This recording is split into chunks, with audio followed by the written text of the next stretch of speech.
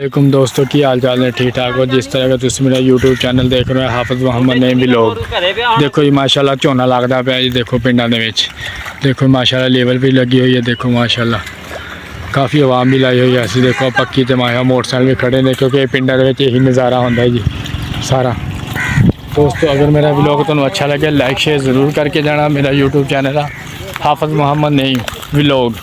देखो जी असी है पिंड वाले तो बड़ा कोई ब्रांड नहीं क्योंकि असी किसी सिर ते मेहनत करके नहीं, असी अपने सिर ते मेहनत करके झोने ला के असी इंशाल्लाह वायरल होवांगे। किसी दिन वो दिन लैके आवांगे तुसी इंशाल्लाह साढ़े को सेल्फी मांगते फिरोगे।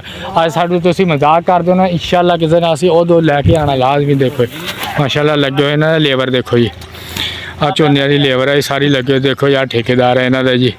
इन्हें सानू कहे साड़ी वीडियो बनाओ, अस कहे चलो वीडियो बना देंगे थोड़ी कोई मसला नहीं जी। यही पिंडा दे विच नज़ारा होंदा जी क्योंकि हुण देखो जी हले तो आ पनीरी पई है जी। पनीरी हले होनी आ, फिर किते जाके झोने बड्डे होने आ, फिर किते जेह्ड़े शहरां वाले कहते चावल खाने वो चावल इहदे ही चावल बनदे है जी। देखो जी माशाल्लाह आवाम देखो सुबह तो लग के शाम तक फिरती रहती है जी पानी दे विच। ये भी तो है जी मजदूर बंदे। देखो जी इन्होंने लाइक शेयर जरूर कराया करो जी क्योंकि इन्होंने सानू सद्या कहते यार साडा व्लॉग बनाओ असीं झोना लाने इस वास्ते है गए पिंड वाले। देखो जी माशाल्लाह लाइक शेयर जरूर कर दिया करो पिंड वालियां नू क्योंकि असीं तो पिंड वाले ब्रांड आ।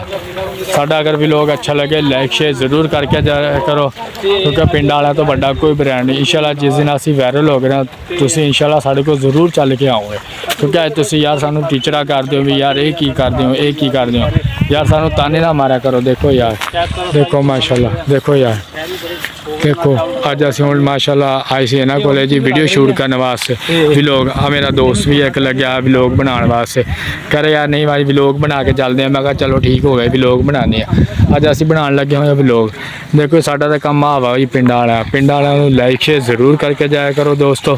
देखो झोना लगता पे देखो सारी दिहाड़ी मेहनत ते लगे होंगे। देखो सारी दिहाड़ी पानी च फिरना उतों धुप्प ये भी तो है मजदूर बंदे इन्होंने वास्ते लाइक शेयर जरूर कराया करो जी। अगर मेरा व्लॉग अच्छा लगे लाइक शेयर ज़रूर करके जाया करो।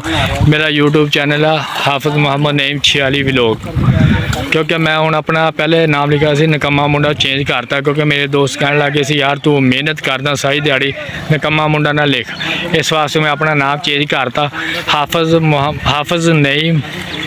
हाफिज़ नहीं व्लॉग क्योंकि मैं अपना नाम चेंज करता इस वास्ते क्योंकि असी सारी दिहाड़ी पिंड वाले मेहनत करते रहने इस वास्ते फिर मैं निकम्मा मुंडा छाड़ता।